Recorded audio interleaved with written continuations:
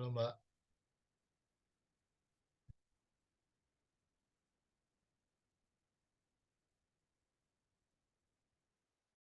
Cek.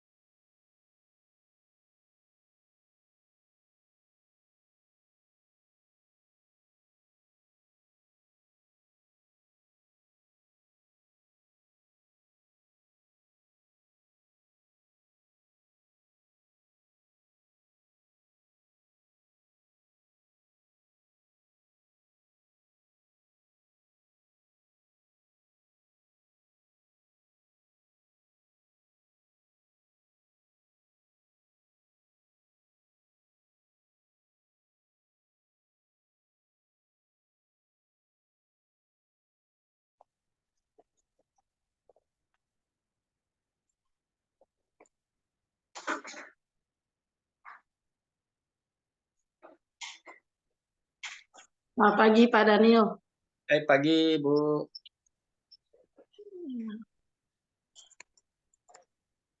Hari libur ya sekarang. Saya yang libur. Lagi. Kalau yang lain masih kerja. Kalau saya siap karena Minggu kita buka, jadi Senin saya libur. Oh, I see. Oh, yang kemarin ditukar ya, jadi hari ini. Iya, ya. Gimana, Bandung? Bandung ada berita bagus kemarin, katanya finally international flight mau dibuka ke Bandung. Wah, bagus.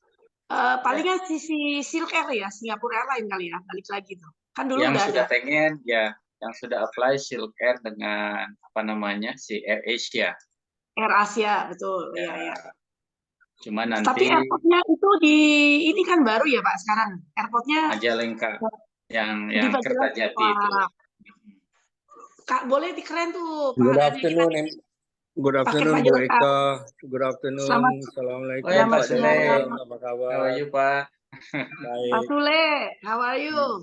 Yes, I'm very fine. I'm at the Jakarta airport now. Oh, Weh, Mau pulang ke Singapura. Pak Sule bolak-balik. Yeah. Gimana? How's things? Everything is good? Getting better Indonesia ya? apanya Pak? Tourism getting better. Connectivity dari Singapura udah bagus. Semakin banyak. Ya, semakin Ke banyak. Jogja, ke Lombok, ke Bali, Jakarta, Manado. Tapi Bandung belum lagi Pak Daniel. Iya, ini baru ada apa namanya? Baru mau dibuka lagi Pak. Dia mintanya sebelum hari raya. Nah, ya, good news lah. Tapi ya kami dari industri belum tahu ini nantinya apakah dari Kertajati atau dari Bandung gitu. Tapi Hopefully banyak. dari Bandung ya Pak ya, Kertajati jauh ya Pak. Hopefully kalau untuk inbound Bandung mungkin ya. Untuk Bandung yang short haul ya. Yang kalau yang long haul big body mungkin oke lah dari sana dari Kertajati. Tapi fokusnya katanya untuk haji umroh Kertajati seperti itu. Dan mungkin yang pesawat-pesawat besar lainnya mungkin juga bisa langsung. Oke, itu pakai apa namanya? Pakai Kertajati, Pak. Oke, that's good. Tapi not bad lah. If they fly to Kertajati, we can promote Majalengka, Cirebon, you know, and that area New because destination kan? We will have new destination kan? So because there are a lot of things to see around kan? Yeah. It's like Yogyakarta, you know, we arrive in Kulon Progo, not in Jogja. Yeah. Pak Sule, you remember, right? Very nice airport. You didn't go to Kulon Progo, they have a very nice airport. Yeah. Yeah, very nice. Big.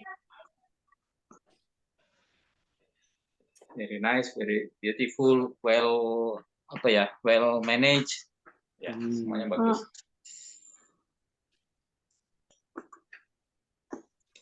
Singapura sudah oke ya Pak ya? Back to normal ya? Singapore, everything is fine. You can come in and out. Basically, semua nggak perlu pakai masker lagi di public transport apa segala macam. The only thing that right now, if you want to come into Singapore, you just need to fill up the online aja, ICE form online 3 days before arrival. Oh, I see. So that's it. And other than that, there's no other thing. And in public transport apa semua segala macam, you don't need to wear mask anymore. Semua sudah aman lah. We are quite back to normal lah. Orang sudah mulai kerja, orang sudah mulai going out. This is okay. Jadi mesti 2 kali booster ya Pak ya? No, not necessary. Now no more booster, no nothing. No requirement ya? No requirement. Yeah, basically they have lift up all the health health issues. Proven lah ya. Cuma, yeah, certain market they still need visas to come in, like China, India, and certain countries they need visa. But easy to get, easy to assess. Oke. Semakin mudah ya, semakin senang sekarang. Cuma Sebetulnya hopefully the immigration of Indonesia will consider the main countries like some of the European countries, Ya, China and India and so forth. Ya. The visa fees. We are talking about the visa fees. If they comes into Singapore, then afterwards, then they just cross over to Batam or Bintan. They should be getting, rather than they pay 500,000 is a little bit too much. And knowing that Singapore, they have a lot of expatriates. Batam and Bintan basically depended a lot on Singapore. Yes, betul Pak. Betul Pak. Jadi twin destination ya Pak ya. Yeah. Singapore yang doing all the proven. Batam Yes, because of the connectivity. Yeah, we have been working very closely before COVID dengan Singapore Tourism Board to promote this twin destination. Ya. So hopefully, kalau I've spoken the last meeting that I had with the PLT immigration Professor, don't know Professor what, with the Pak Dubes, they are quite certainly because of pendapatan bukan pajak or something like that. The 500,000 immigration are quite ini. Jadi we did request lah. Other destination is okay. You can charge them 500,000. Tapi Batam and Bintan, hopefully you can reduce like what it used to be 100,000 ataupun dulu pernah before the free visa punya kebijaksanaan, they charge other destination is 35 US. Tapi kalau ke Batam and Bintan it's only 10 US only. So maybe they could consider that 10 US for 5 days ataupun 7 days maximum. So they will not cross over. They will not cross over domestically pergi ke mana-mana. At least only maybe 5 days will be just sufficient for them to spend their time in Capri lah, Batam and Bintan. Capri, ya. Other destinations they can still stick lah. That is what we have been talking. Tapi it has already been about 3 months. Masih belum ada news lagi.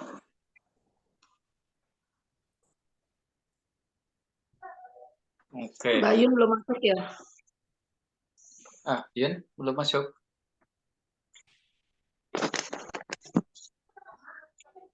I will basically I'm waiting for my flight. I can just join in once I checked in. I already checked in actually. I'm at once boarding, then I will just I will just go off. Oh, okay. Oh, ada Pak Obed, ada Pak Reza. Wow. Shafi, how are you, Shafi? Belum dibuka itu. Mic-nya. Pak Obed. Ya, sudah unmute. Bonjour Paris. Bonjour. Kabar? Apa kabar? Kabar baik, alhamdulillah. Kabar baik ya. Alhamdulillah. Ya, first of all, sorry ya, lagi pada selamat puasa berpuasa ini, for kan? everybody ya. Ada Pak Reza juga. Oh, I see. Kang, gimana kemarin mata Kang? Siapa? Dengan saya? Iya, Mang. Alhamdulillah, bagus sambutannya. Lumayan ya? Lumayan. Sampai hari ini masih terus follow up. Ya, itu gilaan loh. 3 days 180,000 visitors loh, gila ya. Ya, almost normal itu Pak. Biasa kan more than normal. Sudah sepertinya sudah kayaknya abnormal kayak gitu ya, abnormal. Ya, but nice lah ya. Cuma ya we look forward for September lah ya. Ya, Mm-mm. betul. Ya. Banyak antusias dari industri September mau willing to join lagi, mau apa namanya, lebih banyak destinasi. Ya, you realize or not? Sekarang kan permintaannya agak berbeda-beda, agak not like the before ya. Ya. They want something new, benar kan? Ya, betul. Ya, that's it. So Labuan Bajo saya dapat mungkin 5 atau 6 inquiries Labuan Bajo. maybe not okay lah. Maybe like Labuan Bajo, that is very specific market ya. What I mean is that the local market kan bisa juga dibikin program-program baru sih Kang. Ya, Ya kan? overland. Ya, overland pakai kereta kayak gitu. Ya, iya.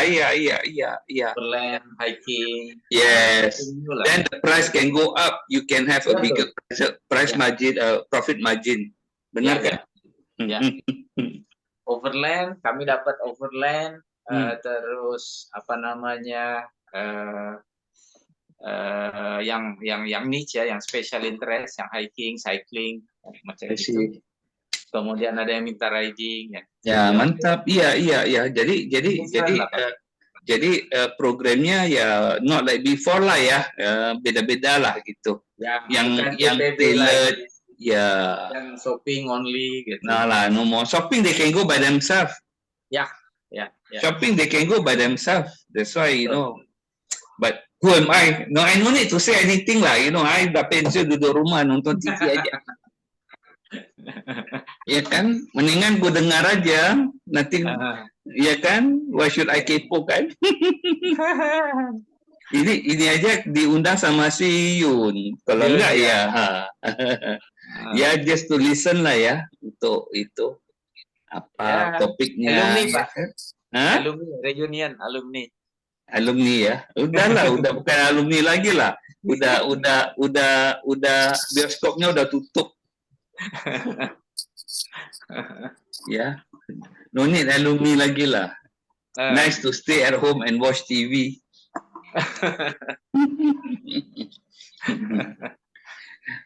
Mang, sekali-sekali buat roadshow lah. Apa? Singapore? Can lah. Nowadays we can't depend much on the government, MOT. Yes, betul. MOT. At least your association macam apa, Asita ataupun Astindo or whatsoever, they can always come in and do roadshow would be better lah. Ya. Kita tak planning banyak Pak. ini Consider dia. itu, Pak. So would be good because of the restriction daripada MOCT kan. So it's good that you all I can see because during Mata you have a different booth outbound can be done like that. Even though in Mata, I mean in Natas, you can do that, is it? If you need to do anything, just let me know. Then I can talk to Natas. Ya, mungkin apa namanya, ya macam tabletop, macam itu ini semua kita buat apa? Memang kita buat sales mission, udah beberapa agent udah planning untuk buat sendiri. They did not want to depend on government anymore. Ya, betul. Sales mission and product updates lah. After the COVID, there's a lot of things happening, especially in Java, in Bandung, new things like what Pak Daniel you was mentioning about. Now people are going back to alam, wisata alam, We have hiking, we have that kind of things all. Special interest market compared to the normal orang pergi shopping ni, not much lah. They can do on their own. But then maybe focus on more on special interest whereby they need the services of the local handling agents. Kalau free and easy hotel and transfers and so forth, they will manage on their own lah. So maybe your packages are more on special interest, product, then make sure that they cannot move on their own. They need a local handling agent to handle something. Ya. Betul Pak. Setuju Pak. Memang itulah jadi handling Asian akan seperti handling European Pak. Jadi dia minta proper semua, kemudian outdoor activity-nya lebih banyak daripada yang tadi dibilang foto Instagram, daripada just shopping. Ya. Yeah. Le- And lebih I believe more experience. experience is one thing, and I believe your profit margin, your yield will be better. Your profit will be better, see, rather Yeah, than yeah, the yeah, normal free and easy kind of thing. So concentrate on the other side will be good. The other activities will be good. Ya, oke, ya betul, betul sekali. Saya expect yang shopping itu just sebelum raya saja ada keramaian.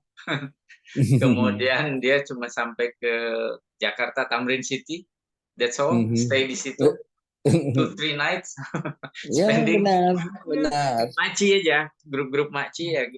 Macam Ya, gitu tapi aja. knowing those people, sekarang mereka bisa booking tiket online. Mereka bisa booking hotel, cari hotel Traveloka, Agoda, and so forth online, plus transfer. Jadi mereka tidak perlu handling agent. Mereka tidak perlu travel agent who handles them. So maybe not really totally forget. Maybe some people still need it.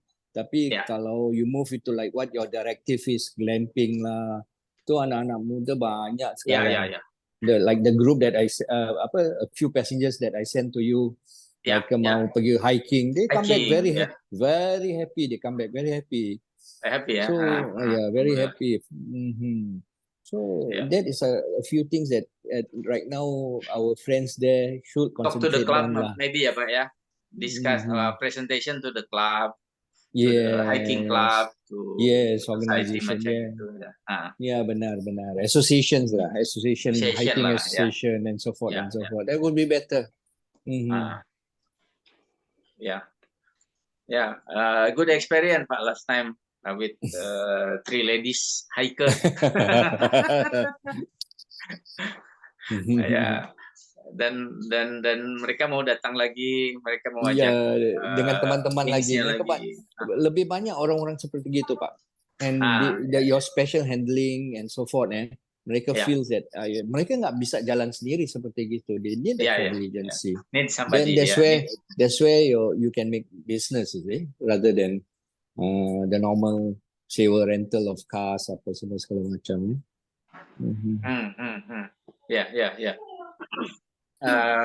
Cuman camper van saya belum tahu. Camper van mungkin belum begitu dikenal camper van di Indonesia belum begitu dikenal di Malaysia, di Singapura mungkin. Saya coba bawa camper van program, mereka belum belum begitu antusias. Ya, mereka kalau camper van they always think about New Zealand, Australia. That mereka sudah advance dengan seperti gitu.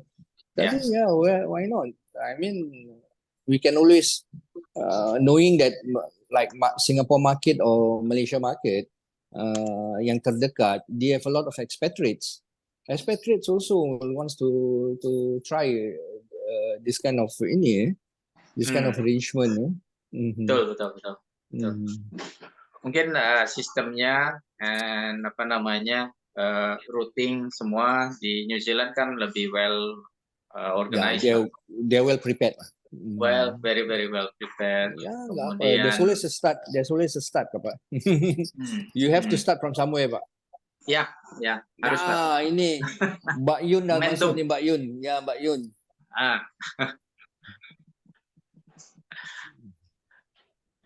Mana?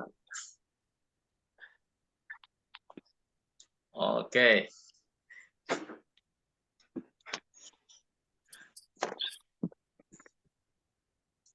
Mbak Yun, are you there, Mbak Yun?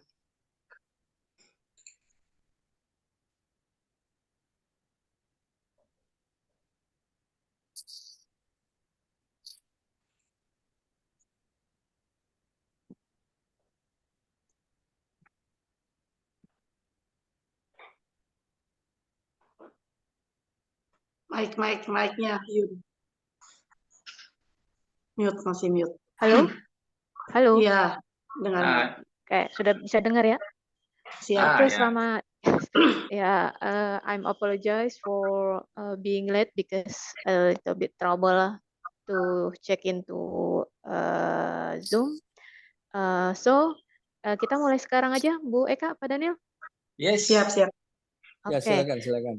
Ya, selamat siang semua yang datang hadir di sini. Assalamualaikum warahmatullahi wabarakatuh. Selamat, mudah-mudahan semua masih puasanya masih belum batal ya, yang sedang berpuasa, yang tidak berpuasa juga semoga semuanya sehat-sehat selalu ya. Pertama saya ucapkan terima kasih sudah ikut bersedia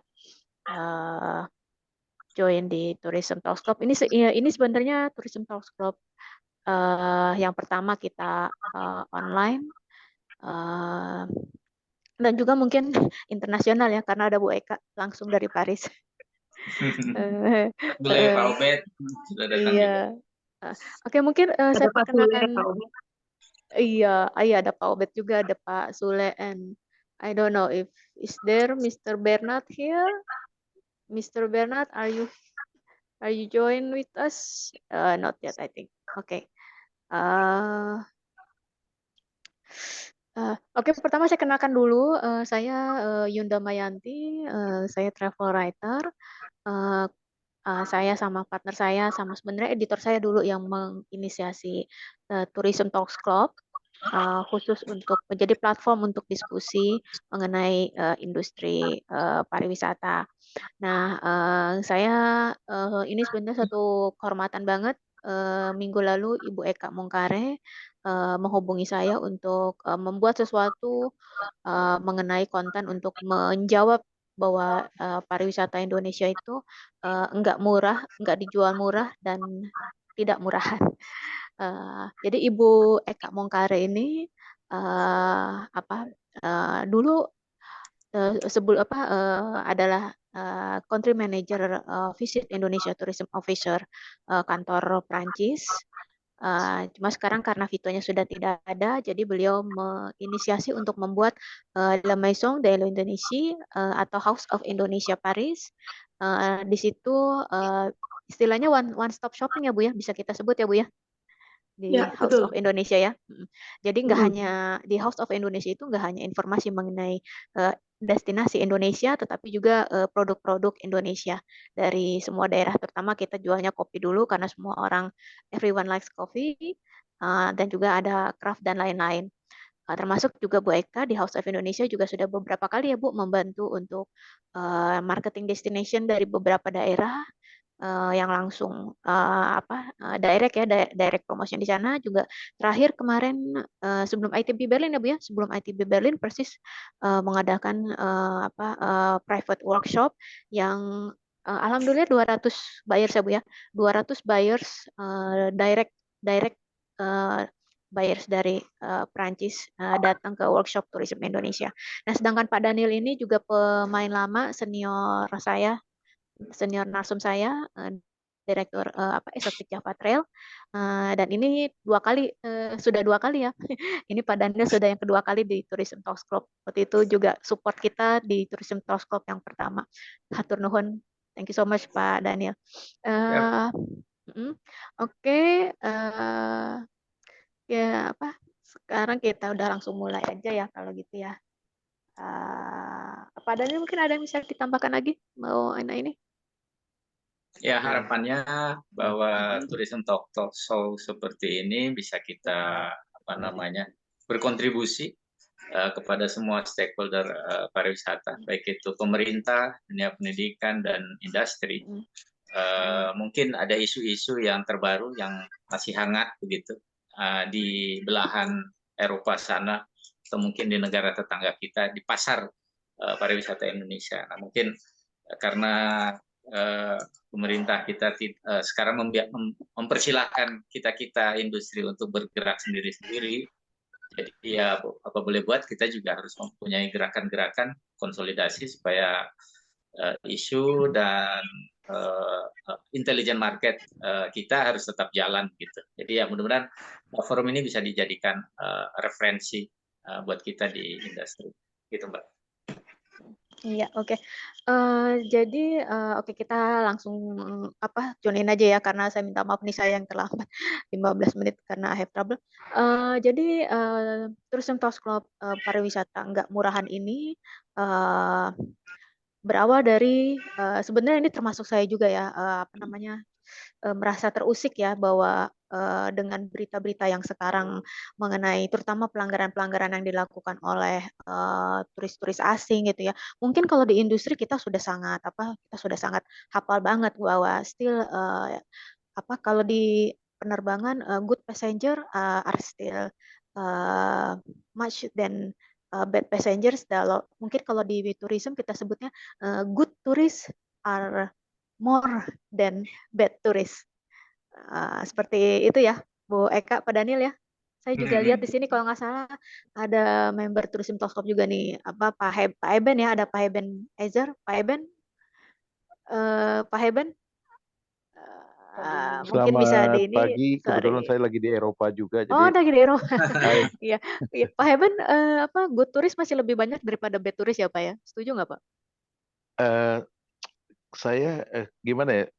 Sekarang karena pola dari pelaku-pelaku penggiat-penggiat pariwisata kita itu saya alami di beberapa bisnis sekarang kita berlombanya bukan ke selling in a good and responsible price, tapi lebih ke tour yang murah.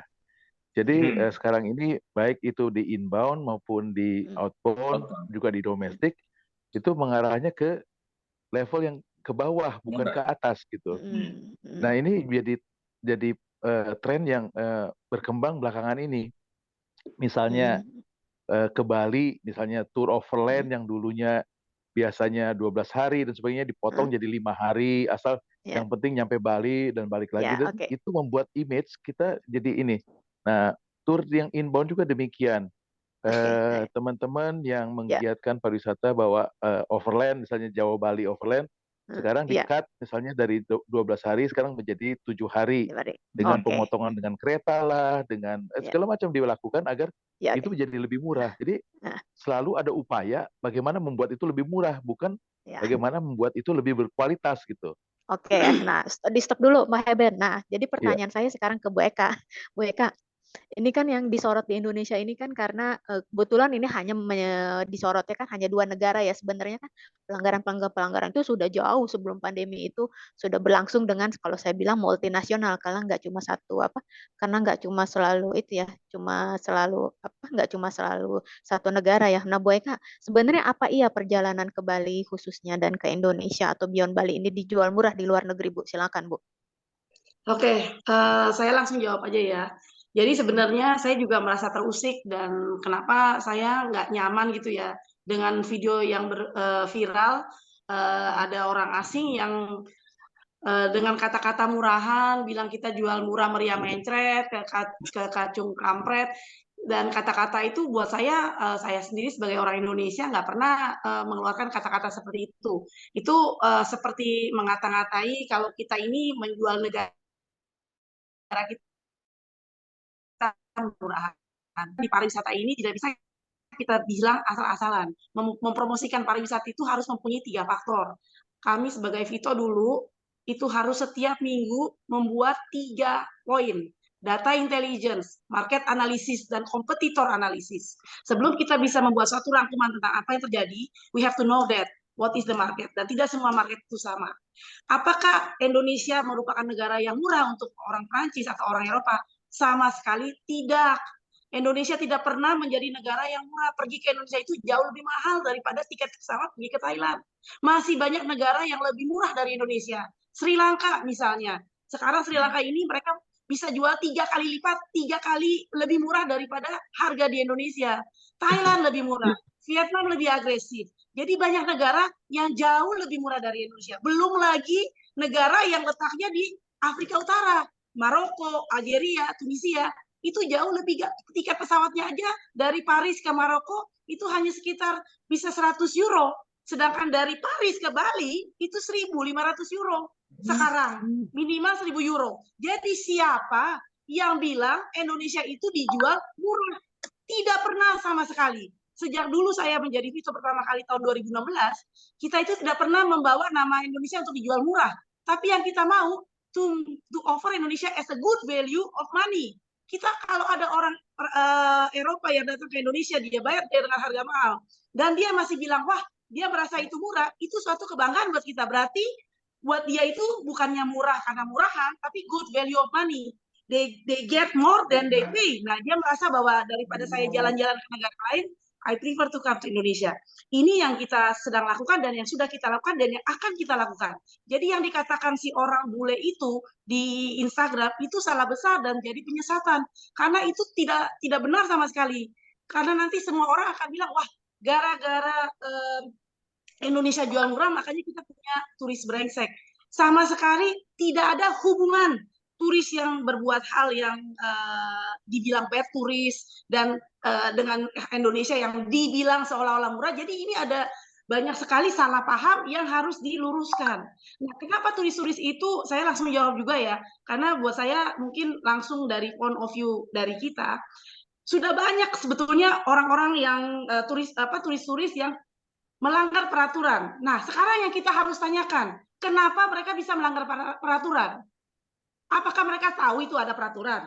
Apakah kita sudah menjelaskan dengan jelas, sejelas-jelasnya, kalau saya motor, kamu harus pakai helm?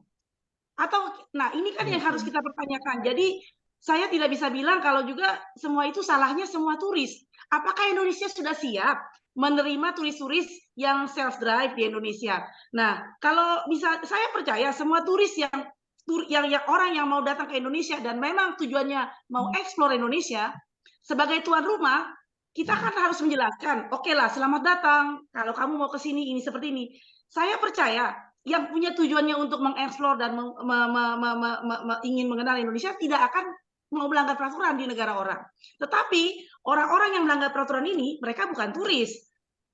Orang-orang yang sebetulnya bisa mereka tidak mengerti peraturannya, atau mereka memang, yang lain bisa bayar, kenapa saya tidak bisa bayar kalau saya melanggar peraturan? Ini yang kita, kalau kita mau menjadi contoh sebagai negara yang memang punya peraturan, kita harus komitmen untuk itu. Kita harus konsekuen itu. Jangan sampai nanti kita diketawain sama orang, mereka bikin peraturan tapi mereka yang melanggar sendiri. Nah, ini yang kita harus jelas.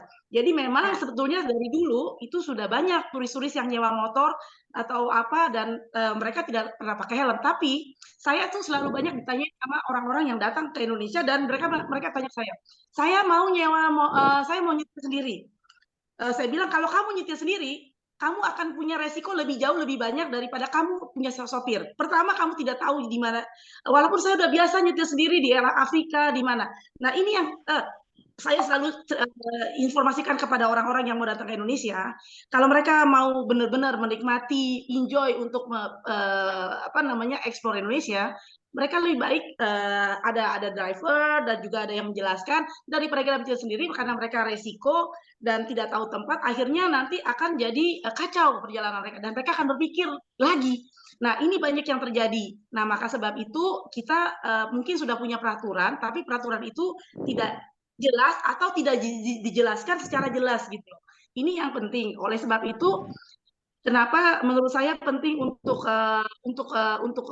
diskusi semua hal ini, jangan sampai gara-gara salah paham dari industri di Indonesia dan orang-orang di Indonesia dan market yang ada di luar negeri, akhirnya pariwisata Indonesia jadi kacau. Berarti seharusnya berarti peraturan itu disosialisasikan ya Bu ya, baik itu di Indonesia pada saat mereka mau sewa, kemudian mungkin di Eropa oleh Kementerian Luar Negeri pada saat apply visa, atau mungkin perwakilan Kementerian Pariwisata di Eropa. Tapi kan sekarang sudah tidak ada Bu. Seperti nah, Ibu sekarang kan gini. tidak berperan. Betul. Jadi sebetulnya gini, kayak di New Zealand. Di New Zealand itu mereka untuk semua yang mau datang ke New Zealand untuk self-drive, mereka boleh, tapi mereka harus ikut online ujian online. Kalau mereka lulus ujian online itu, Nah, mereka bisa nyewa motor atau apa segala macam. Nah, Oke. seperti yang Pak Daniel bilang, harus disosialisasikan. Kan kita semua tahu per Oktober kemarin semua Vito-Vito sudah dinonaktifkan. Dengan Ya. kata lain, Indonesia ini tidak lagi punya perwakilan yang intinya untuk mempromosikan pariwisata Indonesia. Jadi istilahnya jalan-jalan sendiri, jalan sendiri-sendiri gitu kan. Nah, jadi memang tanpa komunikasi, tanpa data intelligence, tanpa market analisis, tanpa kompetitor analisis, dan tanpa disosialisikan tentang apa yang terjadi di luar negeri dan apa yang terjadi di Indonesia untuk orang-orang di luar negeri, itu memang agak susah untuk mempromosikan Indonesia. Ya, oke. Boy Eka, sebentar. Ini saya lihat sudah ada payatnya ya. Pak Iketutiatnya bisa di ini. Pak Iketutiatnya ini dari perwakilan Dinas Pariwisata Bali. Mana Pak? Bisa di ini? Pak Ketutiatnya. Ya, saya hadir, Pak. Ya, selamat siang Pak Ketutiatnya. Terima kasih banyak ini sudah diutus oleh Pak. Saya menyimak aja dari Oleh tadi. Pak Pemayun. Iya, nah makanya saya berharap sekali Dinas Pariwisata Bali bisa ikut ya Pak. Karena saya dengar juga katanya Pak Koster, Pak Gubernur sudah mengeluarkan peraturan gubernur nih Pak ya. Nah ini boleh tahu nggak Pak untuk effortnya dari effort atau upaya dari pemerintah Bali melalui Dinas Pariwisata Bali apa nih Pak untuk mensosialisasikan Mbak Yun, semacam punten Mbak Yun, punten. Oh iya. I think I got to leave because I'm catching a flight now back to Singapore. I'm in Jakarta. Okay. So hopefully successful. Kapan-kapan kita ketemu lagi online ya. Okay, thank you Pak. Yeah, have all the best. Yeah, safe flight ya Pak. Okay, thank you. Iya. Oke. Ya payatnya gimana? Maaf, boleh. Gimana Pak? Mbak Yun, terima kasih.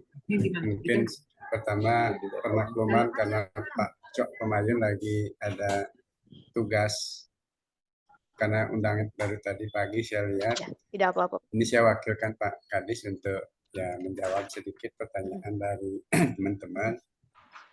Pertanyaan Mbak Yun tadi, apa yang sudah dilakukan pemerintah saat ini di Bali? Kami sejak ada beberapa kasus, kami sudah lakukan beberapa hal sebenarnya.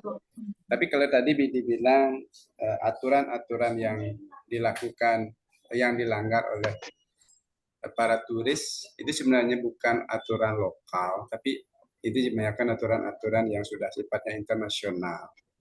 Seperti misalnya naik motor pakai helm itu kan sudah peraturan internasional, bukan peraturan lokal. Semestinya meskipun kita tidak sampaikan, semua orang di seluruh negara pasti sudah tahu bahwa dimanapun kita naik motor harus pakai helm.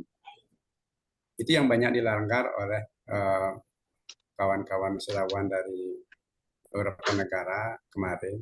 Kedua, mereka naik motor di jalan, ada yang tidak memang mengikuti aturan, misalnya mereka naik motor ugal-ugalan.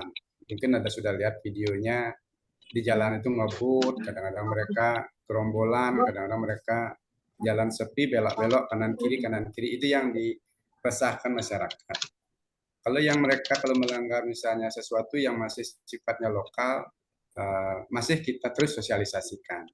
Karena aturan lokal adat istiadat mungkin sulit bagi mereka untuk memahami, tapi kami sudah lakukan sosialisasi kepada teman-teman di Bali minimal dulu, asosiasi pariwisata, hotel-hotel, dan mereka sebenarnya sudah memahami, mungkin cuma tidak semua wisatawan memang cepat bisa tanggap terhadap aturan-aturan lokal.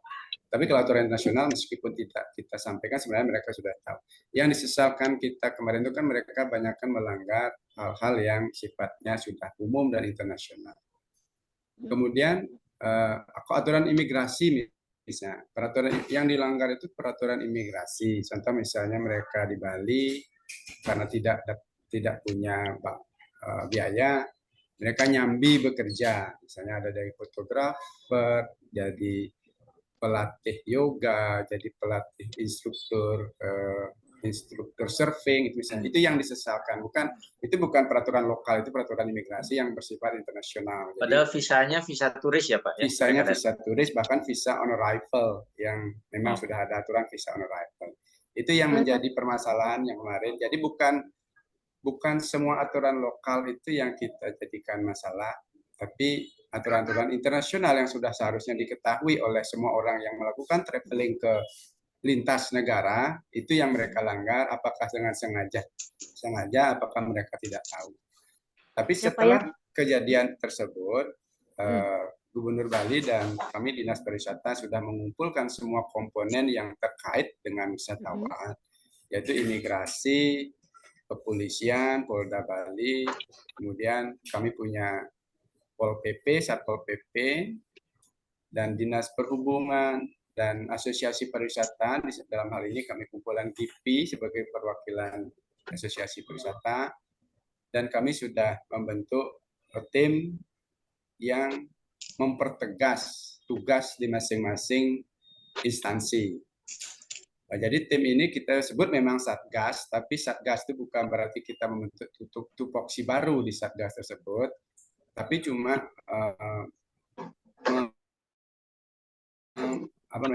mengingatkan kembali, mempertegas kembali tugas masing-masing instansi, contoh misalnya imigrasi, agar lebih ketat lagi, atau lebih waspada lagi, atau lebih intensif lagi untuk mengawasi wisatawan atau orang asing, karena memang tugasnya imigrasi adalah mengawasi orang asing yang masuk ke Indonesia.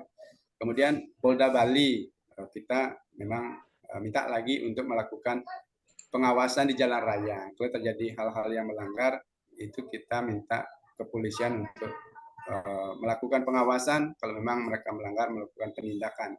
Ini bukan berarti kita menyalahkan wisatawan sebenarnya. Kita inginkan adalah keselamatan mereka. Kalau mereka misalnya melakukan perjalanan di Bali naik motor jarak jauh tanpa helm. Payatnya kan kalau nggak salah tadi saya lihat dari memang promosi ya Pak. Kira-kira ada ini nggak apa sudah ada program yang akan segera dieksekusi dari pemerintah daerah Bali melalui Dinas Pariwisata, misalnya membuat konten misalnya driving in Bali gitu di dalam materi promosi pariwisata Bali Pak, mungkin bersama teman-teman industri. Sudah ada belum Pak arah ke situ Pak? Halo, ya payatnya,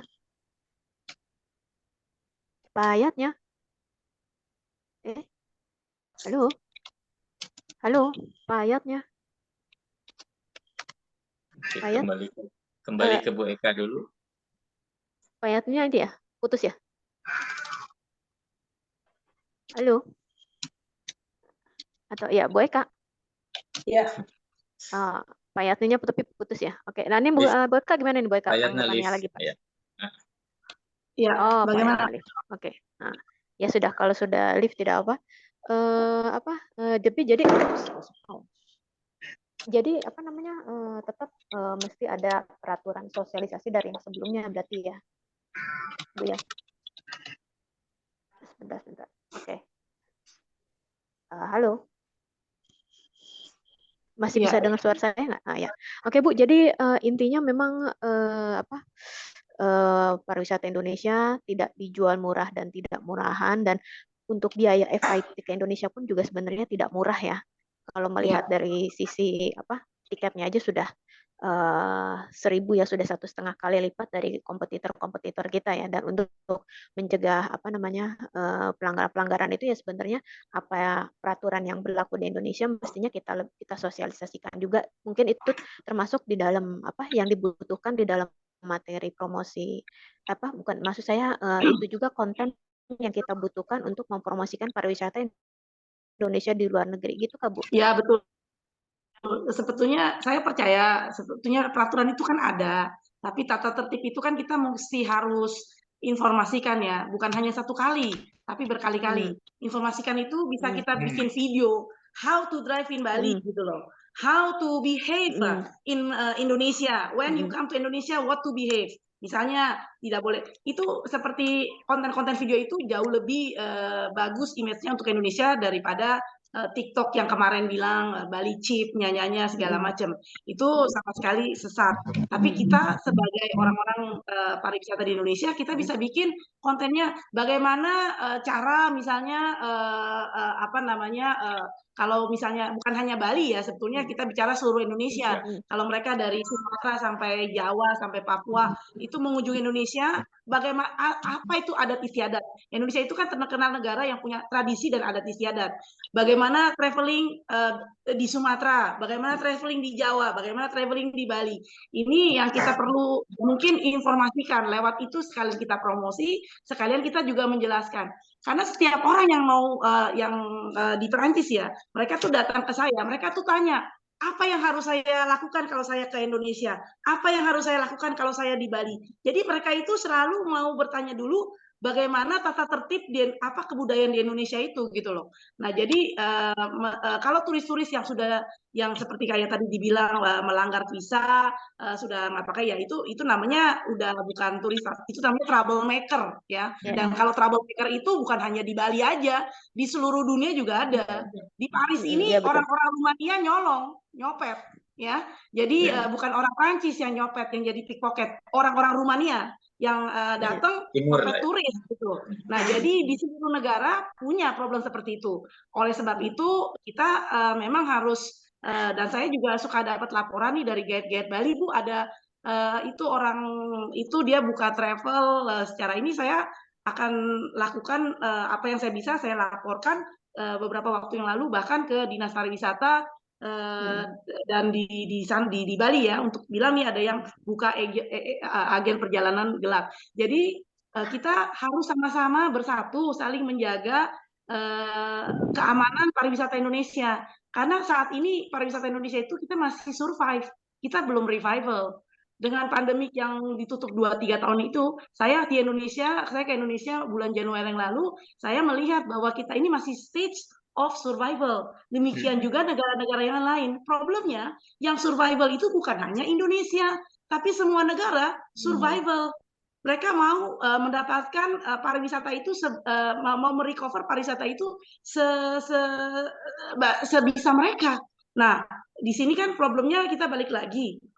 Kita sudah dalam tahap survival, berusaha untuk mendapatkan merecover tourism kita, tapi kedepannya kita tidak melakukan apa-apa untuk promosi. Sedangkan yang lain mereka melakukan promosi. Saya share ke kamu ya Mbak Yun, mungkin nanti di next berikutnya bisa dikasih lihat untuk top 20 destination di Prancis, di mana ada Indonesia di situ, untuk tahu berapa persen turis Prancis yang naik ke Indonesia per Februari 2023. Nah, ini data intelligence yang saya kasih. Boleh di-share, Bu? Boleh di-share sekarang? Mungkin saya udah kirim, bisa di-share dari admin. Admin ya, Kang Panji. Jadi biar kita tahu jelas, juga nih Bu, destination marketing. Jadi, apa untuk supaya kita bisa destination marketing yang kita Indonesia di sana ini bukan hanya sekedar basa-basi aja ya, luapan emosi, tapi juga berdasarkan emosi. Apa namanya, berdasarkan kenyataan gitu. Jadi Bu Eka walaupun titelnya sudah tidak ada, walaupun Ibu Eka bukan mewakili representasi Indonesia, pemerintah Indonesia, tapi Bu Eka masih berjuang untuk turisme Indonesia ya Bu ya. Lewat saya berjuang untuk pejuang devisa Indonesia Pak, karena saya melihat gini ya, apa yang Indonesia itu sebetulnya lewat Indonesia ini kita setiap hari mempromosikan Indonesia lewat produk, lewat apa ya kan. Cuman kan saya tidak membuat lagi laporan data intelijen karena tidak ada budget untuk itu dari kementerian. Jadi ya oke. Sekarang ya udah. Jadi tapi kan saya tetap continue mempromosikan Indonesia. Karena kan bagaimanapun juga saya juga orang Indonesia ya, walaupun saya di Perancis, dan saya rasa kita harus saling-saling menjaga gawang lah istilahnya untuk pariwisata Indonesia ini. Jangan sampai gara-gara kita nggak ada apa-apa dirusakin oleh orang-orang yang nggak jelas itu gitu. Itu baiknya sambil menunggu ini Mbak, sambil menunggu Kang Panji sharing screen, bisa ceritakan nggak Bu kondisi destination marketing, pemasaran destinasi Indonesia dan sekarang, branding Wonderful Indonesia sekarang di regional Eropa, mungkin karena Ibu di Prancis, mungkin di Prancis tuh kayak gimana gitu Bu? Oke, pemasaran kondisi destination marketing. Oke, marketing promosi Indonesia di Prancis sekarang zero, nggak ada, zero. Jadi sama sekali tidak ada promosi marketing apapun, zero ya. Jadi tidak gampang karena saat ini semua negara sangat aktif sekali ikut pameran, ada Salon Mondial du Tourisme, ada yang ikut bikin fam trip, ada yang bikin ini. Sedangkan Indonesia adem ayem. Kita nggak ngapa-ngapain sama sekali. Oke, jadi saya pun sekarang dengan La Maison Indonesia saya lebih menjual produk-produk Indonesia ya. Dan tapi saya masih punya hubungan dengan profesional tourism di Prancis dan mereka mengerti keadaannya. Saya bilang oke, seperti ini sekarang keadaannya. Saya bisa bantu apa yang sih bisa bantu dengan yang saya punya, tapi memang tidak ada sama sekali budget untuk mempromosikan Indonesia. Nah ini yang mungkin menurut saya kita tidak tahu bagaimana nanti seperti kita kalau memancing, kita mau mancing ikan, kita harus dapat ikan 10 hari ini, tapi kita nggak ada umpan, zero umpan. Nggak ada cacing, nggak ada udang, pokoknya nggak ada lah. Dan bagaimana itu ikan-ikan itu bisa datang ke kita? Apakah kita bertanya, hai ikan-ikan, maukah kamu berkolaborasi dengan saya dan jadi datang ke saya untuk saya masak hari ini? Nah, seperti itu kejadiannya sekarang dengan pariwisata Indonesia. Sama mungkin ya Bu ya, kejadian ini terjadi di negara yang lain juga ya. Semua Vito seluruh dunia sudah tidak adakan ya? Ya, per Oktober semua Vito sudah tidak ada lagi. Sebetulnya dari semua Vito itu saya sendiri satu-satunya orang Indonesia. Karena kalau semua Vito itu tidak ada lagi, yang rugi itu bukan Vito-Vito, karena mereka bisa dapat kerjaan lagi tanpa ada masalah representasi destinasi lain. Yang rugi itu adalah Indonesia, karena kan Vito-Vito itu sebetulnya Vito itu bisa dilakukan bukan hanya di bawah Kemenparekraf, karena Vito itu tugasnya kan menjadi promosi Indonesia ya, in general kan, karena seperti saya dengan pengalaman jadi Vito, sekarang saya bisa membuka rumah Indonesia dengan menjual kopi dan segala lain. Karena kita mempromosikan Indonesia itu lewat semuanya ini, lewat gastronomi, kita promosi Indonesia lewat spa, kita promosi Indonesia lewat produk-produk. Jadi sebetulnya Vito itu bisa dimanfaatkan oleh kementerian-kementerian seperti yang lain, perdagangan, perindustrian, investasi. Karena ini yang akan mengundang. Tapi ya mungkin ini dari point of view saya. Karena kerjaan kita itu kita kan menjadi perwakilan untuk mempromosikan pariwisata Indonesia. Kita kan pasti akan networking-nya kemana-mana. Nah ini yang saya lihat sebetulnya bisa dimanfaatkan seperti itu. Nah sayangnya ya saat ini kan sama sekali tidak ada yang membantu promosi Indonesia di luar negeri. Tentu saja tetap ada KBRI dan KJRI. Saya yakin mereka juga melakukan promosi yang bagus untuk Indonesia yang besar. Tetapi masalahnya kan orang-orang di KBRI mereka hanya stay untuk 3 tahun. 3 tahun. Dan ini yang sudah baru datang sebelum pandemik, sekarang udah mau berangkat lagi. Nah, ini kan untuk mempromosikan itu kan kita harus konsisten, sustainable. Sedangkan kita sekarang baru mau survive, nggak ada sama sekali promosi. Jadi ini yang saya juga cukup sedih gitu ya, karena banyak sekali yang tanya ke kita untuk mau buat ini. Tapi saat ini saya tidak bisa jawab gitu, karena saya juga tidak tahu apa yang harus saya jawab. Yang saya bisa lakukan hanya untuk keep on people traveling to Indonesia, dan jangan sampai mereka cancel datang ke Indonesia, dan meyakinkan mereka untuk datang ke Indonesia. Itu yang saya lakukan saat ini. Tapi bukan promosi untuk apa yang akan kita lakukan untuk supaya kedepannya bagaimana. Karena ya memang tidak ada sama sekali support, bukan support, jadi tidak ada sama sekali programnya untuk itu sekarang gitu.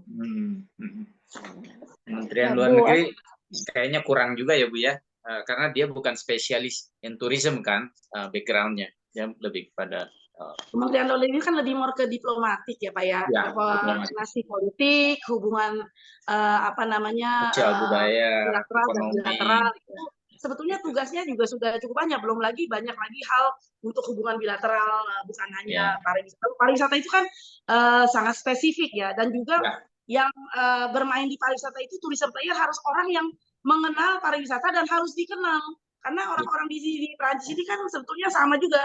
Tourism player di Prancis ini setelah pandemi ini banyak perubahan, tetapi yang extra tourismnya ya tetap aja di situ-situ, dan mereka juga melakukan juga hal yang sama, dan juga nanti apa namanya ya seperti itulah, tourism itu is about human relation, dan juga circle-nya ya Bu ya, circle-nya kalau ada orang baru datang masuk dalam circle itu kan proses, tapi kalau seperti Bu Eka yang sudah bertahun-tahun dan sudah domisili di Perancis kan lebih paham ya. Latar belakangnya juga Bu Eka kan dulu representasi dari tour operator Indonesia yang ada di Prancis juga kan. Jadi mungkin lebih harusnya seperti itulah ya. Ya karena saya juga backgroundnya dari pariwisata ya kan Pak ya. Jadi kan saya mengerti lah. Nah jadi kadang-kadang gini, tadinya saya bilang saya nggak mau ngapa-ngapain, tapi saya nggak ngapa-ngapain, saya ngelihat di depan saya orang-orang yang maksudnya gini, jadi saya nggak itu kayak panggilan jiwa gitu loh Pak ya, panggilan jiwa. Wah kayak itu apa yang saya lakukan sebetulnya kan juga ngapain juga gitu kan, nggak ada yang appreciate, nggak ada yang perhatiin, yang ada malah dikatain gitu kan. Jadi daripada tadinya saya udah nggak mau ngapain sih ngurusin kerjaan orang bukan kerjaan saya, tapi ya kayak panggilan juga, saya merasa wah kayak gimana sih nanti turisme Indonesia kan jadi nggak jelas gitu, Indonesia makin dijelek-jelekin ya seperti itu aja sih sebetulnya. Bu Eka, oke, Pak Daniel habis saya satu pertanyaan lagi nih Bu Eka. Jadi Bu Eka kan bisa bilang marketer lah ya, dari point of view marketer ini yang terbaik untuk dilakukan oleh Indonesia saat ini, dan kalau saya pemilihannya untuk 1 tahun atau 2 tahun ke depan dulu lah ya, karena kita masih survival mode on untuk supaya Indonesia stand out in the crowd lah, atau stand out in the crowd atau meyakinkan orang-orang di Eropa untuk traveling to Indonesia is value for money in post pandemic. Apa yang mesti kita lakukan Bu Eka dari view marketer? Oke, sementara ini yang saya lakukan dan yang sudah saya lakukan sebetulnya dari Februari kemarin, dan saya lagi berpikir apakah saya akan bikin Gerli, kita membuat workshop ya, B2B. Dan juga di mana industri yang kebetulan mau bermain dengan market Prancis gitu ya, ingin bekerja dengan market Prancis, kita kebetulan di Rumah Indonesia kita ada space, jadi saya bantu untuk mengorganize workshop tourism ini. Kemarin kita bikin 2 hari. Nah di workshop tourism itu saya berpikir kenapa mungkin kita bisa bikin bekerja sama dengan pemerintah daerah. Kalau ada pemerintah daerah, kemarin kita udah kerjasama seperti kayak Kalimantan Barat, ada Sula juga di Maluku, membuat Indonesian Week gitu loh. Jadi selama 1 minggu kita bikin Indonesian Week, mempromosikan daerah itu, ada bikin forum de voyage, kita bisa bikin testing produk-produk, dan juga presentasi tentang daerah tersebut dan mengundang tour operator travel agent. Kita tetap harus mempromosikan Indonesia whatever it takes, bagaimanapun caranya. Jadi kalau kita tidak punya budget untuk ikut pameran yang besar, ya kita bikin workshop yang kecil-kecilan, bikin roadshow. Nah ini saya nggak bisa ngerjain sendiri. Saya perlu kolaborasi dengan teman-teman partner di Indonesia. Either itu dinas pariwisata daerah, either itu pemerintah daerah, either itu instansi travel agent, industri. Jadi kita sama-sama, kita saling membantu, saling datang bersama. Jadi seperti tadi Pak Daniel bilang, sekarang ini karena tidak ada pilihan, kita harus promosi sendiri. Tetapi promosi sendiri kan kita juga sebetulnya ya, ini efeknya ini kan semuanya nanti akan domino efek. Kalau satu jalan, nanti itu semua akan berjalan. Jadi kalau satu nggak jalan, semua itu juga nggak akan berjalan. Ini yang penting gitu loh. Jadi dengan Tourism Talk ini, saya rasa daripada kita saling bicara viral itu kenapa Indonesia murah, tapi kita justru sama-sama gimana caranya supaya kita bisa bikin program-program promosi Indonesia. Kita bisa sama-sama. Kenapa saya 2 tahun yang lalu punya pikiran seperti ini? Karena saya udah merasa, wah ini kayaknya bakal panjang nih. Saya bilang resesinya ya problemnya ini. Jadi saya bilang oke, dari dulu saya mau buka sebenarnya warung kopi. Jadi kita juga bukan hanya promosi pariwisata kita, tapi juga produk-produk kita kan sekalian double advantage untuk Indonesia. Nah untuk itu perlu kerjasama, perlu struktur. Jadi bukan hanya one shot promosi dan goodbye. Apalagi saat ini setelah pandemi, orang bertraveling itu tidak sama seperti sebelum pandemi. Sebetulnya seperti kayak tadi Pak Ebenheiser bilang, Itu mungkin kalau Pak Eben Hazer bilang dari segi Indonesian market kali ya, yang mau carinya lebih murah, jadi offline 12 hari, jadi 5 hari. Kalau market Prancis malah terbalik. Dulu mereka jalan-jalan 1-2 minggu, sekarang mereka mau jalan-jalan 4 minggu. Karena udah susah pergi ke luar negeri, bayar tiketnya udah mahal, ngapain pergi cuma jadi terbalik. Nah, market Indonesia, nggak semua market itu sama. Mungkin market Indonesia mau yang murah, jadi offline 12 hari, dikat jadi 5 hari. Market Prancis malah terbalik, gue mau stay longer gitu loh. Daripada sekarang saya udah tiket pesawat mahal, saya mau stay 4 minggu, saya mau stay 2 bulan. Nah, dan juga kenapa Indonesia bukan negara yang paling murah, visa aja kita masih bayar. Jepang itu lebih murah daripada pergi ke Indonesia, kalau kamu mau tahu. Karena yuan itu turun dibandingkan euro. Jadi sekarang ini orang lebih suka pergi ke Jepang. Banyak yang mau pergi ke Jepang. Tiket pesawat juga more or less sama di Indonesia. Tapi di sana nggak bayar visa, nggak usah pakai vaksinasi dua. Hanya Indonesia yang masih pakai 2 vaksinasi dan bayar visa dan bla bla. Dan satu lagi, saya juga kirimin buat kamu tentang Peduli Lindungi. Kemarin banyak yang nanya saya, Peduli Lindungi gimana? Saya dengar, saya aja dengar ya, nggak ada yang kasih tahu. Jadi Satu Sehat, ya kan? Nah, saya iseng-iseng kemarin ke Satu Sehat. Itu yang komen orang Prancis. Aplikasinya 0, nggak bisa pakai bahasa ini semuanya. Itu saya tuh pada kasih komen-komen. Jadi, nah seperti itu susah menjelaskan ke orang kalau kita bilang datang ke Indonesia. Jadi ya kalau orang mau ke Indonesia, saya bilang oke, kamu bawa 2 vaksinasi, bayar visa dan go. Kalau kita mempersulit caranya orang untuk datang ke Indonesia nggak akan bisa survive turismenya. Ya, oke. Oke, Bu Eka, sebentar. Ini saya lihat Pak Yatnya sudah ada lagi dan kebetulan di sini hari ini kita ada Pak Yatnya dari Bali dan Pak Joni Rohi dari NTT. Semoga Pak Yatnya dan Pak Joni Rohi bisa bisa mendapat ide-ide ya Pak ya setelah dengan penjelasan penjelasan Bu Eka ya. Kebetulan ini marketnya pas banget nih Bali sama NTT. Bali dan NTT ini memang kayaknya kalau saya melihat memang ini ya marketnya untuk Eropa nih destinasi NTT sama Bali ini ya. Kalau Bali memang kita sudah dari dulu ya Pak.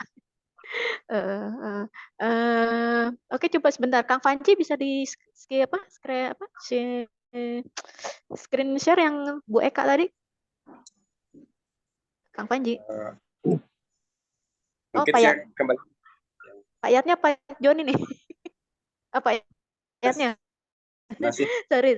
Ya, oke Pak. Tadi soalnya gelap Pak. Monggo Pak. Mungkin ada tambahan? Saya tambahkan tadi masalah wisatawan dulu biar jelas. Apa yang kami sudah lakukan saat ini itu imigrasi sudah melakukan pengawasan dengan lebih seksama sekarang. Makanya mungkin sudah dengar di berita ada beberapa wisatawan atau orang asing yang menyalahgunakan menyalahgunakan dokumen imigrasinya itu sudah dideportasi.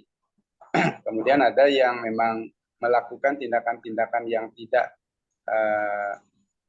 sopan seperti membentak aparat, misalnya melawan aparat juga sudah diamankan, ada yang dideportasi. Kemudian yang di jalan yang melanggar sudah banyak yang ditilang dan sekarang kondisinya saat ini sudah tertib. Jadi wisatawan sekarang saya kemana-mana sekarang sudah lihat mereka sudah berpakaian lebih sopan, tidak seperti kemarin ada yang naik motor di pantai di sekitar Kuta cuma memakai bikini. Sekarang mereka sudah lebih bagus, mungkin tidak sempurna sekali tapi sudah lebih baik dari sebelumnya. Sudah mengarah ke sana berarti Pak Yatnya ya. Nah itu juga yang tadi saya mau tanyakan, tapi syukurlah Pak Yatnya sudah mengutarakannya ke kita semua. Bali sekarang is getting better ya Pak. Lebih baik. Mungkin kan tetap kita akan lakukan pengawasan, kita akan dilakukan pengetatan. Semua komponen terus berjalan, termasuk tadi masalah penyewaan motor. Mungkin kemarin disampaikan dilarang, bukan sebenarnya dilarang, tapi akan diatur lebih Ya, lebih betul. bagus Betul. si penyewa yang melakukan penyewaan motor itu mungkin akan didata dan dibuatkan sedikit aturan mereka biar antara mereka dan wisatawan yang menyewa motor ada sedikit kerjasama, kesepakatan. Kalau melanggar seperti apa, kalau mereka misalnya membuat kesalahan di jalan seperti apa. Dan Ya, ada setuju, Pak. informasi dari yang menyewakan motor kepada calon penyewanya agar disampaikan hal apa yang mereka boleh lakukan, apa yang tidak boleh lakukan.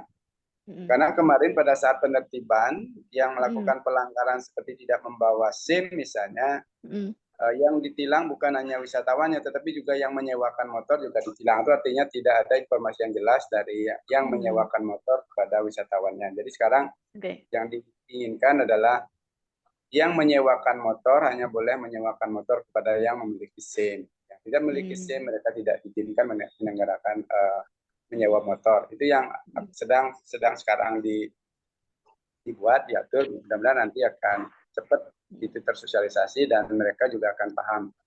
Jadi mereka sudah diberikan penjelasan sekarang bagi yang menyewakan motor juga mereka harus tahu apa yang mereka harus kasih tahu kepada wisatawan. Jadi Ya, betul, ke Pak. depan yang kami harapkan bisa lebih tertib. Kemudian Ya, usaha-usaha betul. pemerintah daerah sebenarnya sudah banyak sekali sekarang untuk membuat wisatawan atau pariwisata Bali menjadi pariwisata berkualitas. Tapi mungkin tidak bisa secepat yang kita harapkan karena prosesnya terus berjalan.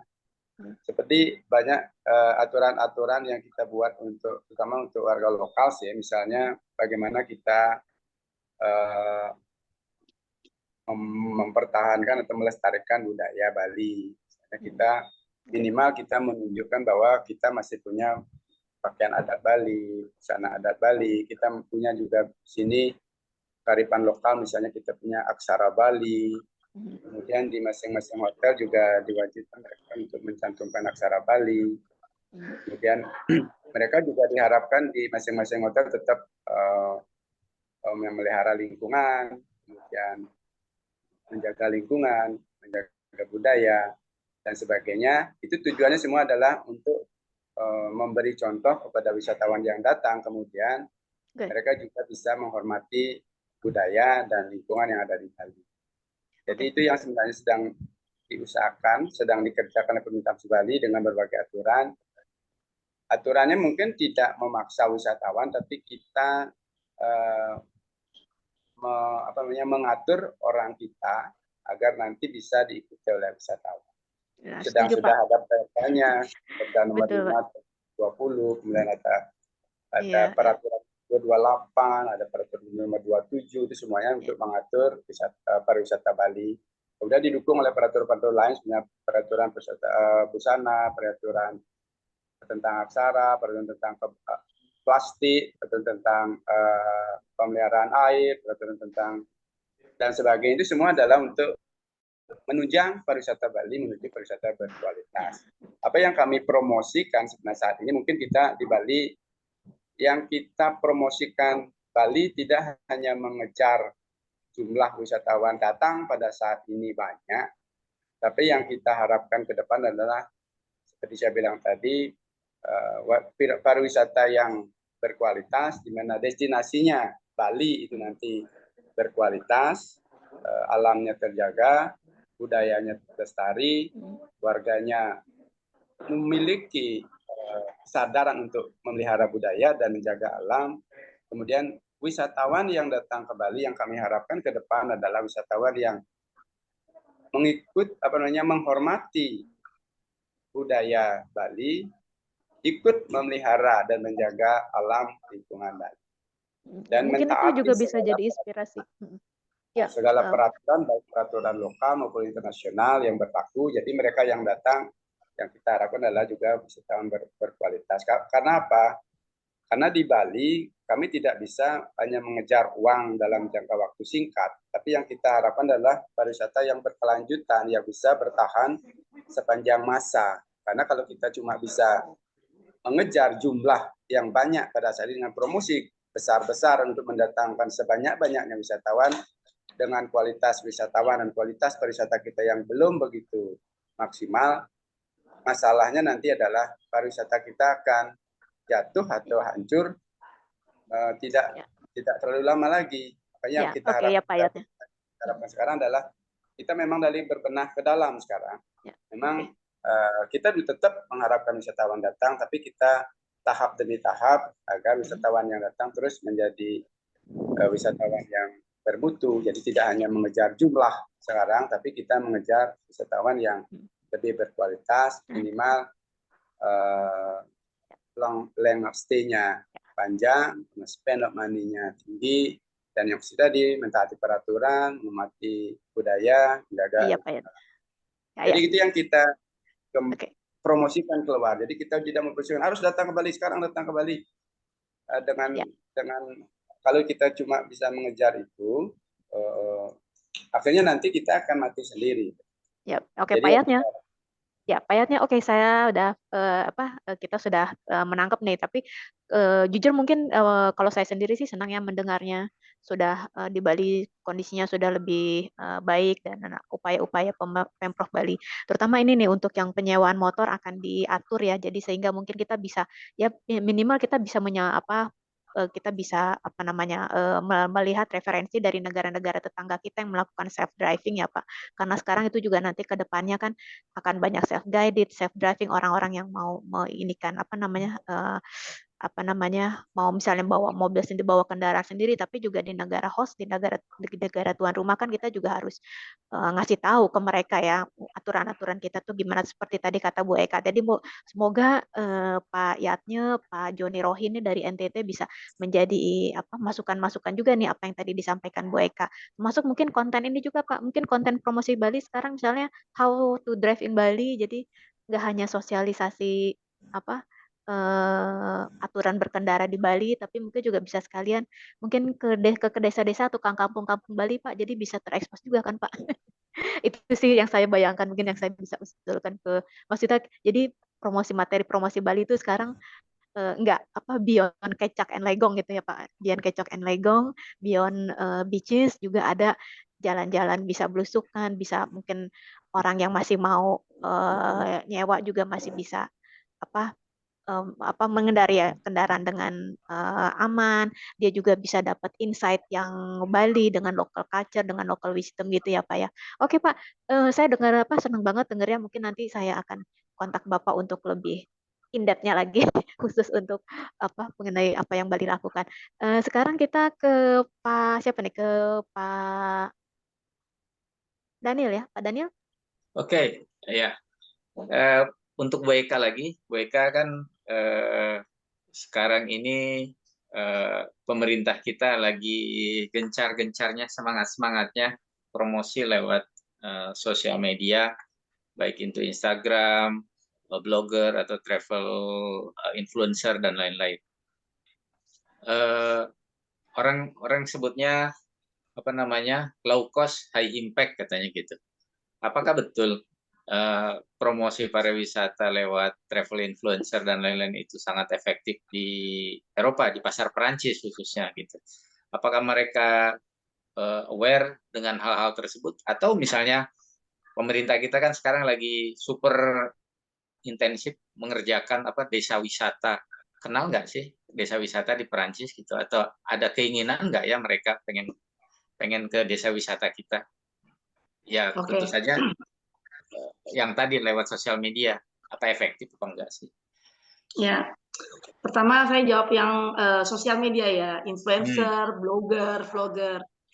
Kita memang banyak mengundang ya, kayak Nice Daily kemarin datang, itu sangat bagus untuk image Indonesia.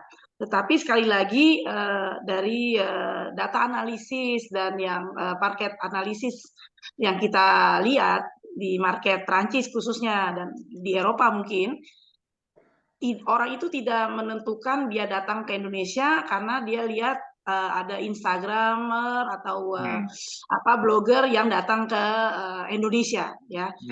Karena apalagi orang-orang kenapa orang datang ke Indonesia? Apa yang membuat mereka memutuskan untuk memilih Indonesia? Jadi ini banyak hal gitu loh. Jadi banyak orang yang ingin tahu Indonesia karena mereka ingin mereka tertarik untuk ke Indonesia, tapi tidak semua itu mau ke Indonesia karena melihat apa yang ditulis ditaruh di Instagram. Bahkan banyak orang yang, wah ini yang ditaruh di Instagram pasti yang bagus-bagus aja. Mereka bahkan lebih curiga. Jadi sekarang ini kita harus mungkin lebih selektif dan harus hati-hati ya. Tidak bisa mengeneralisasikan kalau apa yang lagi kita bilang bahwa low cost, high impact. Nah ini yang namanya semua low cost itu kan nggak ada good quality ya, dan everybody knows ya.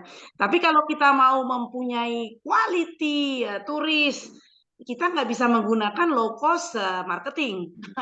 Karena when you get low cost marketing, you will get low cost people yang datang ya. Ya, jadi nanti jangan disalahkan lagi yang datang ke Indonesia hanya backpacker, tapi nanti di tahun 2016 kita sudah mengeluarkan undang-undang tidak mau ada backpacker di Indonesia. Jadi Indonesia itu udah banyak sekali bikin peraturan, saya nggak mau backpacker, Bali itu nggak boleh dijual murah, tapi ujung-ujungnya akhirnya kan ini kan yang kita bilang sama yang kita ada, kalau memang kita mau quality turis, then you have to bikin seperti Sibutan, kuota yang datang itu hanya boleh 200 orang, lebih dari itu. Apakah Indonesia siap untuk itu? Kita kan negara kita kan kepulauan 17.000. Indonesia bukan hanya Bali. Kita punya 10 top Bali baru, 5 top priority destination. Nah, memang yang kita mau bukan number. Sekarang ini kita nggak bisa juga menjual itu untuk by numbers. Nggak mungkin, karena sejak pandemi ini kita nggak bisa dituntut untuk berapa juta orang harus datang ke Indonesia. Tapi yang harus kita menjual bagaimana kita menggarap tamu-tamu yang mau datang ke Indonesia aja udah ucap syukur kita. Apalagi sekarang kita harus ditekan by number gitu kan. Nah, yang kedua tentang masalah desa wisata. Saya melihat banyak sekali program-program desa wisata yang begitu luar biasa. Sampai ada anugerah desa wisata yang terbaik, terbersih, pokoknya yang ini. Tetapi siapa yang tahu di luar negeri tentang desa wisata? Saya aja nggak tahu semua apa yang ada di desa wisata itu.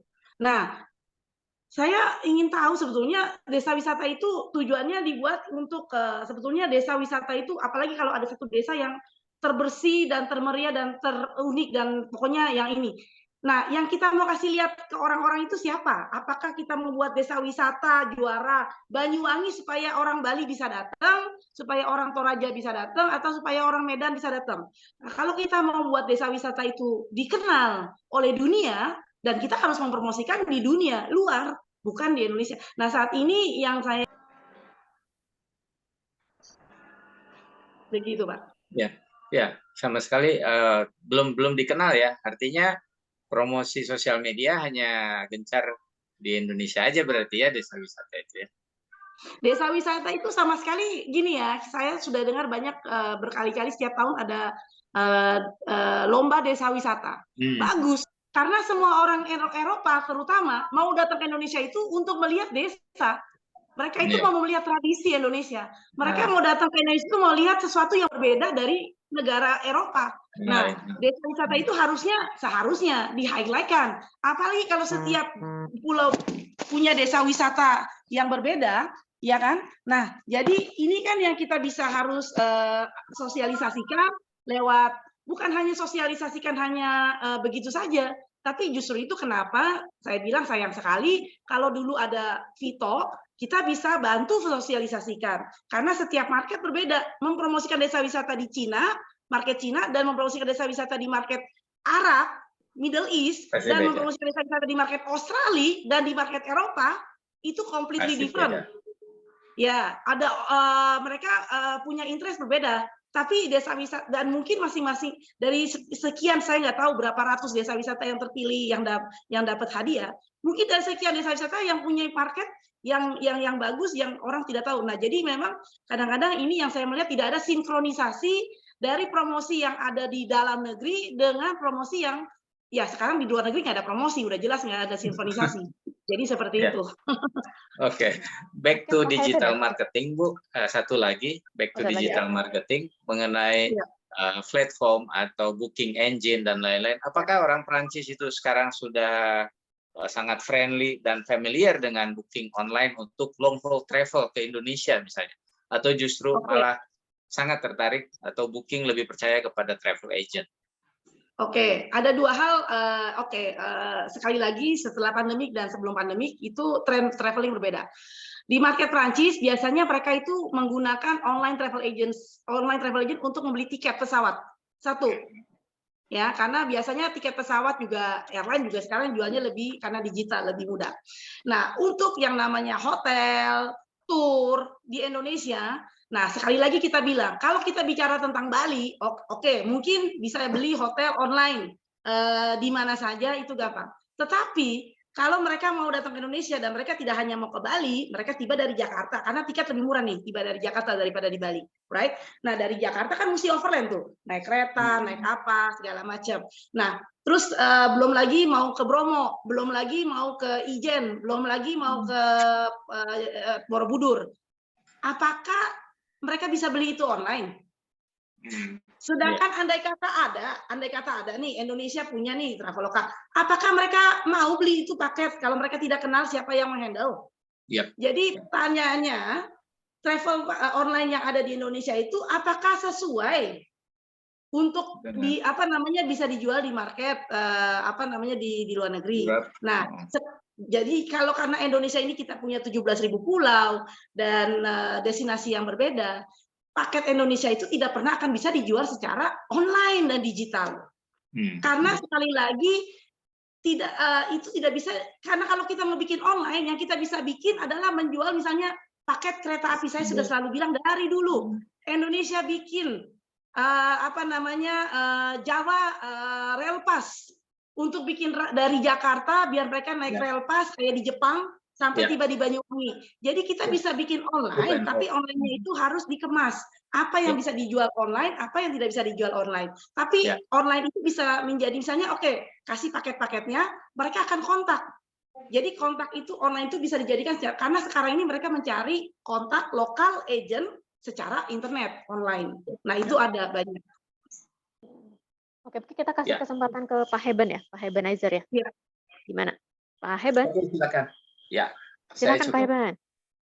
Oke, Bapak Ibu sekalian gini, tadi kita membahas soal desa wisata, soal market dan sebagainya. Nah, Bapak Ibu mungkin kita perlu tahu bahwa konsentrasi pemerintah sekarang, kalau saya perhatikan ya, dan saya cukup banyak diskusi dengan beberapa teman di pemerintah, itu sekarang targetnya itu bukan outbound, bukan inbound. Kalau menurut saya ya, bukan inbound. Kenapa? Mungkin Mbak Yun bisa lihat ya, target pemerintah sekarang adalah bayangin 500 juta perjalanan wisatawan domestik, wisatawan perjalanan Nusantara gitu ya. 1,4 miliar Pak. Iya, sekarang dinaikin 1,2 miliar. Nah ini artinya apa? Memang target pemerintah adalah menggerakkan pariwisata di dalam negeri. Jadi ke luar negeri masih disuspend sementara ini karena mereka melihat bahwa ekonomi secara global itu belum pulih, menurut saya ya. Jadi kita harus juga aware nih kemana nih pemerintah berjalan. Nah, kenapa desa wisata?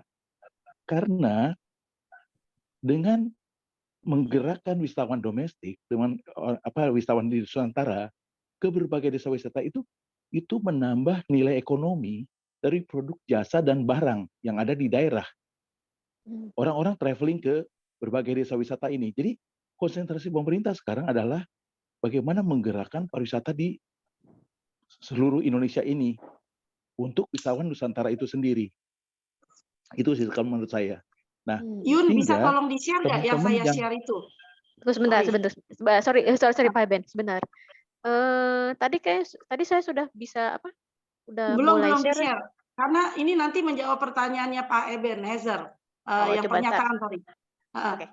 Oke, Pak Heben silahkan dilanjut dulu Pak. Saya koordinasi sama admin. Siap. Nah, tentu pemerintah akan tetap konsentrasi dengan wisatawan dari luar negeri pastinya. Karena itu juga menjadi target. Walaupun tahun ini targetnya baru 9 juta. Ya belum naik. Kita dulu sebelum COVID tuh udah mau ngejar ke 20 juta. Jadi sekarang jauh banget turunnya. Dan pastinya sekarang ini dengan dibukanya Cina sebagai potensial market yang paling besar untuk datang ke Indonesia, ya pasti mungkin ke sana pemerintah. Jadi kalau kita lihat, Bapak Ibu sekalian, ada 2 target mungkin yang kita perlu perhatikan. Nah, apakah tur Eropa menjadi wisatawan Eropa dah menjadi target utama sekarang di pemerintah? Menurut saya sih belum. Jadi karena itu mungkin itu salah satu mungkin Bu Eka kenapa Vito ini mulai di ini karena memang selain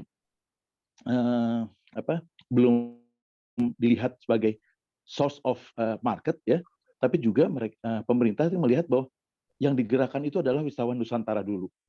Bayangin menggerakkan untuk membuat 1,2 miliar perjalanan itu kan promosinya pasti besar-besaran. Tapi saya setuju tadi yang ditanyakan oleh Pak Daniel ke Bu Eka, bagaimana peran dari blogger dan sebagainya. Menurut saya itu perannya terlalu kecil sebetulnya. Jadi memanfaatkan blogger,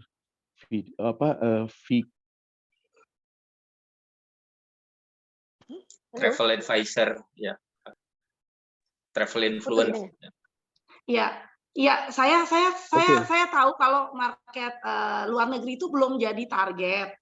Jadi target kita kan market dalam negeri. Tapi bukan berarti kalau kita nggak jadikan target, promosi kita harus di stop. Karena yang namanya mempromosikan itu kan harus image bahwa Indonesia itu tetap harus ada.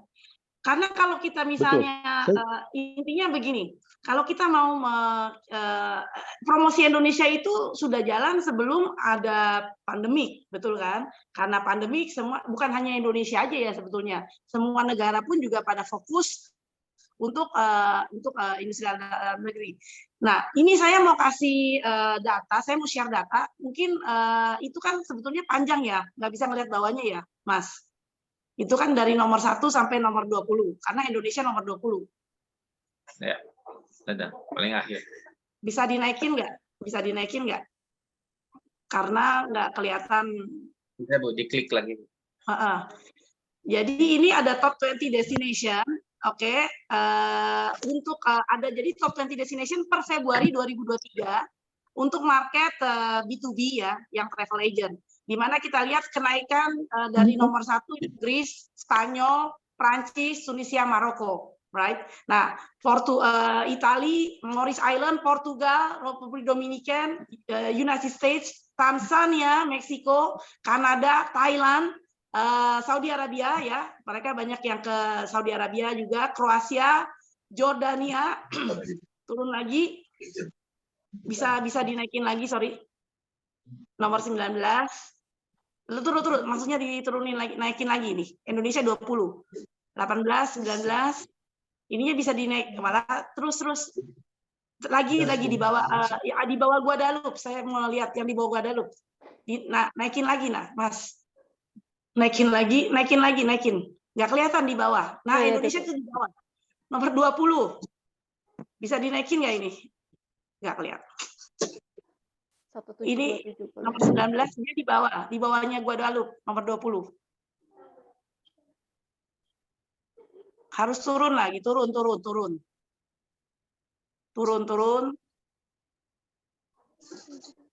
Turun lagi, Mas. Nomor 20. Bisa turunin lagi nggak nih? Saya mau yang di bawah, di bawah Guadeloupe.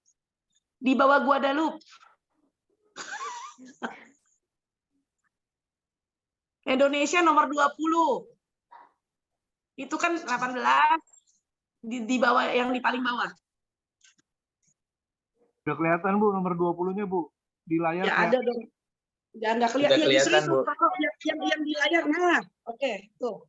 Layar kami udah dapat Bu, di layar kami. Iya, tapi kena. Oke. Yang Ibu Eka diklik aja di tengahnya. Oke, di sini dilihat ya, nomor 20 itu Indonesia kenaikan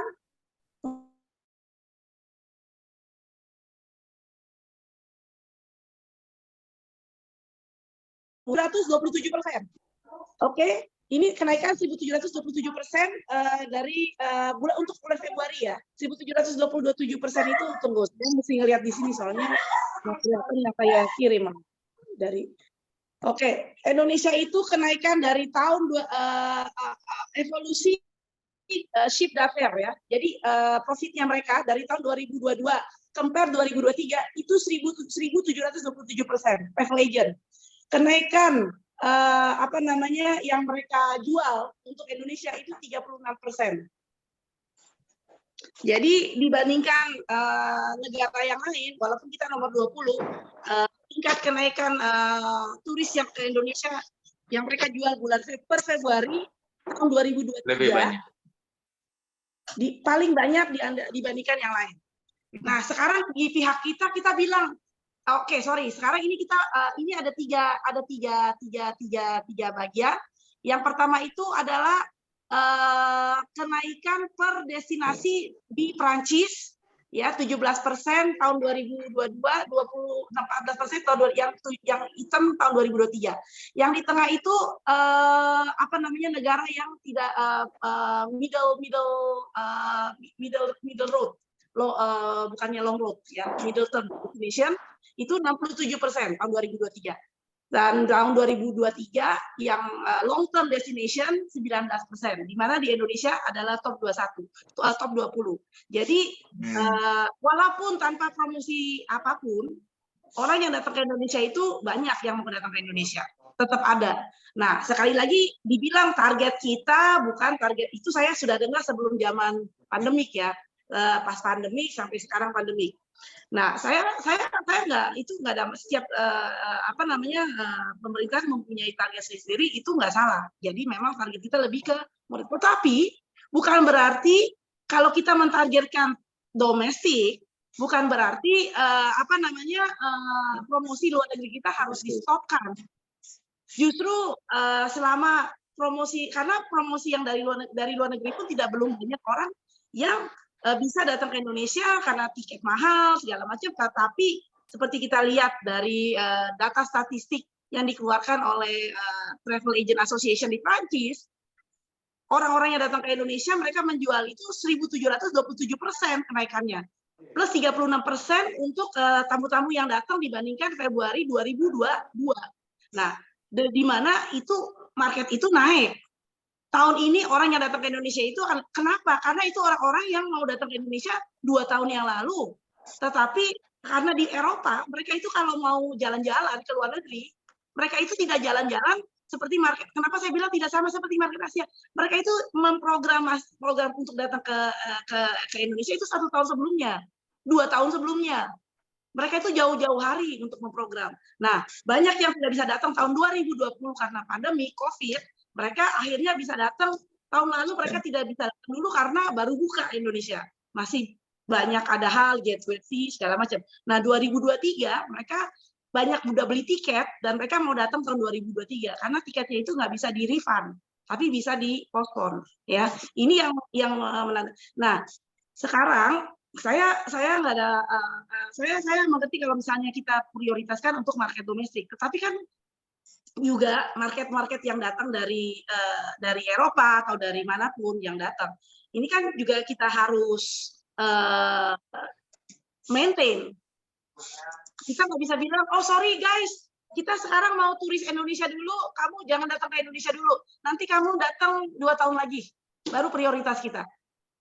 Dalam marketing pariwisata dan pemasaran, yang namanya memasarkan pariwisata itu memerlukan waktu bertahun-tahun sebelum mendapatkan hasil. Jadi kita sudah mempromosikan Indonesia sejak bertahun-tahun yang lalu, dan sekarang kita mau mendapat hasil pas ada COVID dan akhirnya setelah COVID. Nah, ini kan kita harus maintain. Maintainnya ya dengan cara apa yang harus kita bisa lakukan gitu loh. Jadi sekali lagi desa wisata itu dibuat untuk domestik tidak ada masalah, tetapi alangkah baiknya kalau misalnya juga bisa kalau misalnya mau, kalau tidak mau ya nggak ada masalah. Karena yang rugi kan yang ada untungnya Indonesia, yang rugi juga Indonesia. Jadi sebetulnya kalau desa wisata itu mau dipromosikan di luar negeri, boleh, kalau misalnya tidak ya nggak ada masalah. Orang tidak akan pernah tahu apakah itu desa wisata, siapakah itu desa wisata. Oke. Kesimpulannya tetap ya Bu ya, overseas apa namanya promosi luar negeri jangan dilupakan ya Bu ya, tetap harus di maintain setidaknya. Ya, bukannya ya karena mungkin bukan promosi luar negeri itu bagian dari image Indonesia di luar negeri. Ya. Sekarang kalau kita bilang domestic tourism, Kalau Bapak mau datang ke Paris, setiap kali Bapak jalan-jalan, itu selalu banyak orang Indonesia. Iya.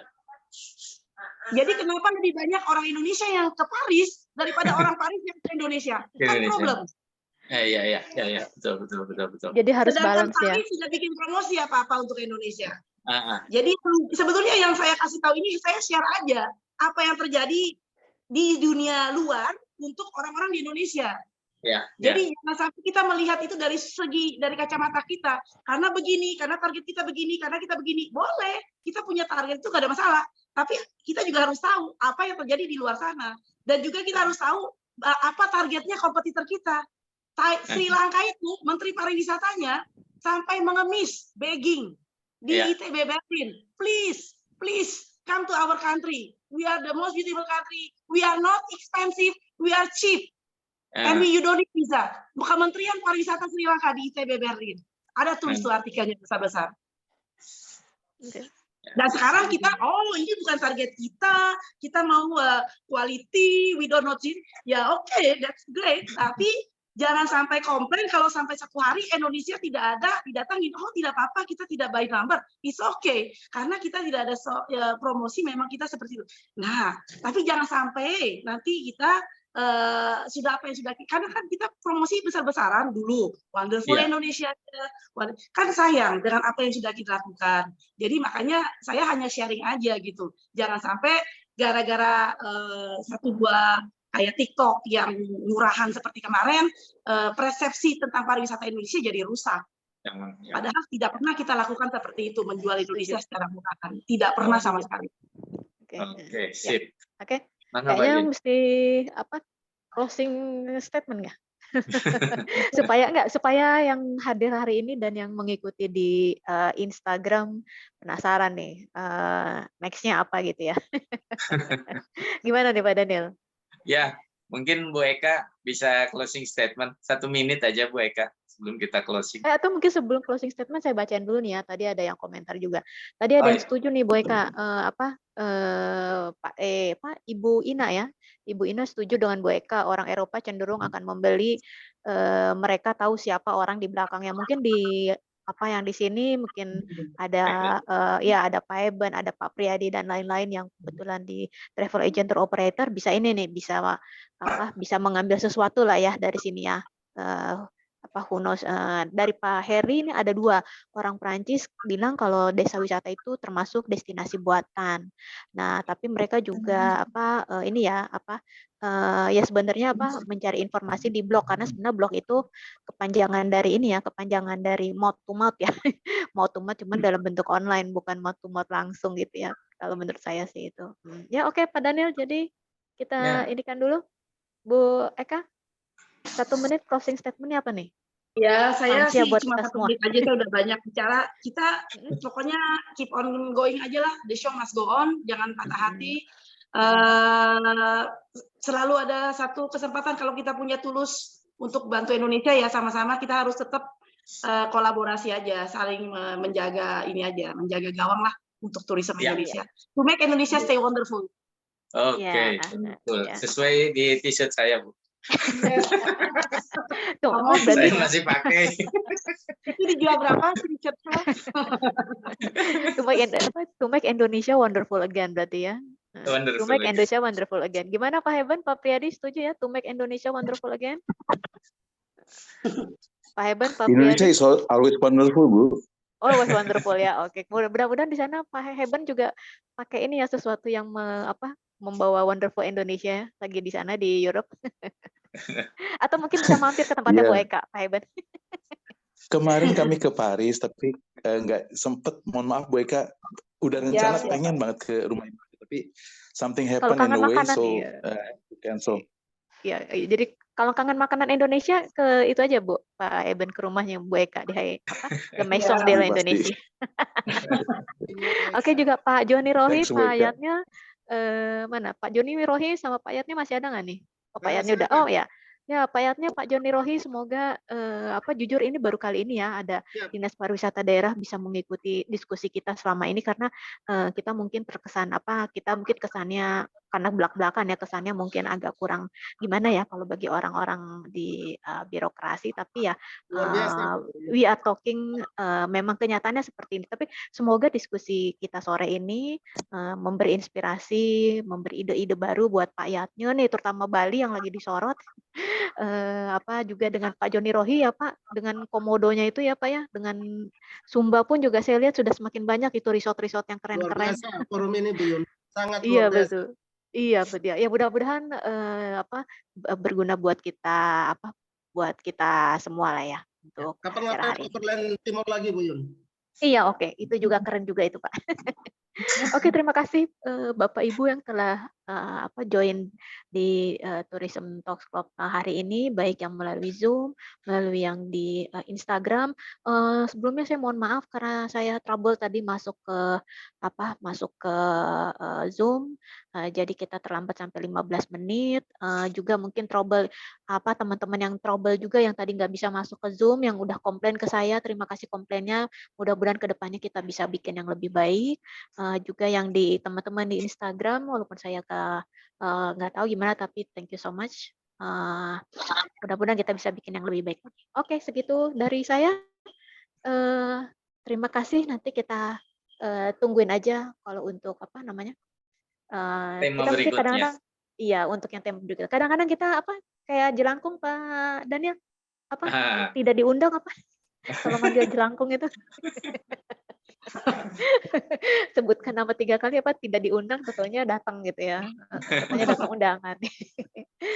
Oke, dari Pak Daniel mungkin ada, kalau dari saya cukup segini, cukup sekian. Ya, terima kasih insightful sekali dari Bu Eka, memberikan semangat buat kita yang ada di Indonesia bahwa spirit Indonesia wonderful again, suatu saat harus berkibar lagi. Gitu aja. Ya, terima kasih semuanya juga. Bisa Sudah kita bisa foto dulu nggak ya? gabung. Bisa kita, Kang Panci, kita bisa foto dulu? Foto grup. Bisa nggak? Di PC mungkin ya.